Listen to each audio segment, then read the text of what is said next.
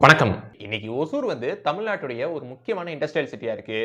ஏன் அப்படின்னா, ஒசூர்ல 500க்கும் மேற்பட்ட பெரிய இண்டஸ்ட்ரீஸும், 3000க்கும் மேற்பட்ட சிறு குறு தொழில் நிறுவனங்களும் ஒசூர்ல லொகேட் ஆயிருக்கு. அதுலயும் குறிப்பா Tata electronics, Ola, Ather, simple energy, TVS Motors, Titan, caterpillar மாதிரி பல முக்கியமான நிறுவனங்கள் ஒசூர்ல லொகேட் ஆயிருக்கு. சோ ஒசூருடைய அந்த தொழில் வளர்ச்சியை கருத்துல கொண்டு தமிழ்நாடு கவர்மெண்ட் ஒசூர்ல ஒரு இன்டர்நேஷனல் ஏர்போர்ட்டை பில்ட் பண்ண முடிவெடுத்திருக்காங்க. அதன்படி கடந்த 27 ஜூன் 2024 ஆண்டு நம்ம தமிழ்நாட்டுடைய முதலமைச்சர் ஸ்டாலின் அவர்கள் இந்த ஒரு அறிவிப்பை வெளியிட்டிருந்தாரு. அதாவது ஒசூர்ல 2000 ஏக்கர் பரப்பளவுல ஒரு இன்டர்நேஷனல் ஏர்போர்ட்டை அமைக்க போறதா அறிவிச்சிருந்தாரு. அதன்படி இந்த ஒரு ஏர்போர்ட் வந்ததுக்கு அப்புறம் ஒரு வருஷத்துக்கு ஆவரேஜா 3 கோடி பேசஞ்சர்ஸ் இந்த ஒரு ஏர்போர்ட் மூலமா பயணம் செய்ய முடியும் அப்படின்னு சொல்றாங்க. சோ அப்படி இந்த ஒரு ப்ராஜெக்ட் அனௌன்ஸ் பண்ணப்பட்டதுக்கு அப்புறம் இந்த ஒரு ப்ராஜெக்ட்டுக்காண்டி 5 லொகேஷன்ஸ் சூஸ் பண்ணியிருந்தாங்க.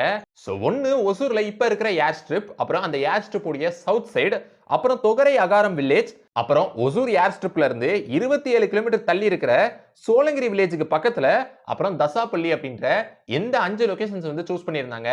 அதுல இப்ப ரீசெண்டா இதுல 2 லொகேஷன்ஸ் ஷார்ட் லிஸ்ட் பண்ணிருக்காங்க. ஒன்னு பெலகொண்டாபள்ளி வில்லேஜ், அப்புறம் இன்னொன்னு தொகரை அகாரம் வில்லேஜ். சோ இப்ப இந்த ஒரு ப்ராஜெக்ட் உடைய ஒரு முக்கியமான பிரச்சனையா என்ன இருக்கு அப்படின்னா, நான் முதல்லயே சொன்ன மாதிரி பெங்களூர்ல இருந்து 40 கிலோமீட்டர் தள்ளி உள்ள ஒரு முக்கியமான நகரமா ஒசூர் இருக்கு. 2004 ஆண்டு மினிஸ்ட்ரி ஆஃப் சிவில் ஏவியேஷனும் பெங்களூரு இன்டர்நேஷனல் ஏர்போர்ட் லிமிடெடும் ஒரு அக்ரிமெண்ட் சைன் பண்ணாங்க.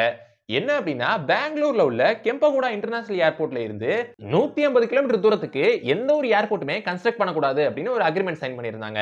சோ இந்த ஒரு அக்ரிமெண்ட் வரும் 2033 மே மாசம் வரைக்கும் போடப்பட்டிருக்கு.